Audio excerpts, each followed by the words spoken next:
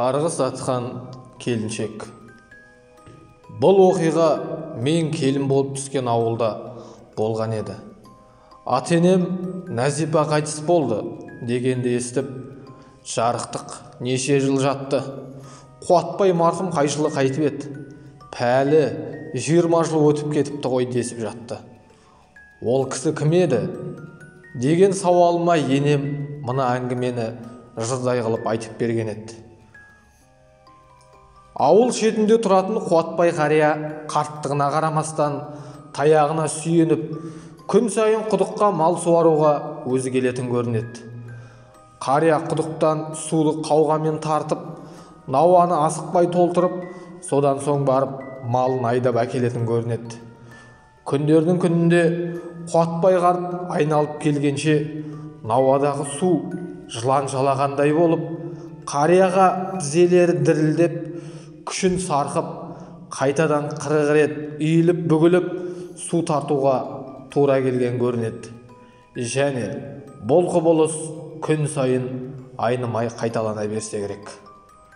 Бір күні Қуатбай, мен әзірлеген суды кім ішіп кетеді өзі деп, науаны толтырған күйі орнынан тапжылмай тосып отырады. Сол мезетте қотанның екінші жағынан қой сиырын айдап Нәзипа шығады. Нәзипа осы ауылға жаңа түскен келін екен. Шаруаға тап-тұйнақтай пысықтығымен ел аузына ілігіп қалған келіншек деседі. Бірақ мінезінің шайпаулығы да байқалмай қалмаған. Нәзипаның малы келе сала астауға қойып кетеді. Осы сәтте қалтылдаған қария: «Әй қарағым, мен сияқты қартайып тұрған жоқсың.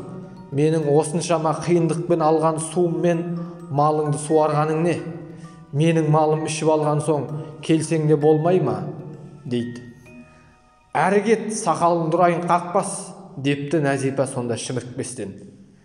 Келіншектің сөз ұқпасын түсінген қария бұдан бұлай құдық басынан өз малы әбден су ішіп болғанша айналшықтап кетпей құдықты торғылдаумен болыпты. Бір күні қарияның малы құдықтағы суды ішпей үдере тұрып қалады. Бұларға не болды деп суға үңілсе, судың бетінде қызылды жасылды май қалқып жүргендей көрінді. Сөйтсе, әлдекім таптаса құдаққа керосин қойып кетіпті.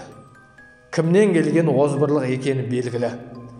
«Құдай-ай, атам қазақ, су ішкен құдығыңа түкірме» демеп еді. Құдық басынан жылап оралған Қуатбай қария үйге келген соң мүлдем отыра алмайды. Шұғыл киініп, ат-арбаға жайғасқан қарт бәйбішесінің «Қайда кеттің?» дегеніне «Зиратқа» деп қысқа қайырады.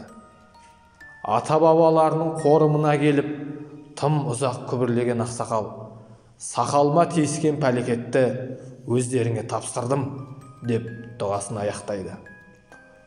Осыдан кейін көп ұзамай ауыл жұрты «Нәзипа сал ауруына шалдығыпты» деген хабарды естиді. Туыстарының апармаған жері қалмай, елде бар дәрігер мен бақсы балгерді түгел аралапты. Сонда да ауруын бет қайтпайды. Жамбасы тесілген Нәзипа тәубасына түсіп, қатесін түсінген болар. Қуатбай қарт дәм-тұзы таусылып, о дүниеге аттанар шағында алдына Нәзипаның қайнағалары келіп: «Уа ата, келінімізге кешу беріп кеткейсің, көресісін көрді ғой» дейді. Ауыр демалып жатқан ақсақал: «Айналайындар-ау, енді өлгермеймін-ау, демім таусылып барады. Мен кешірім беру үшін қайтадан ата-бабалар қорымына барып дұға оқуым керек. Оған енді халім келмейді. Ертерек келулерің керек еді. Кешіктіңдер» деген екен. Сол жатқаннан Нәзипа 20 жыл жатып, өмірдің еш қызығын көрместен, бейнеттен көз ашпастан көз жұмды. Менің естігенім осы әңгіме еді. Әңгіме Алаш айнасы электрондық сайттан алынды.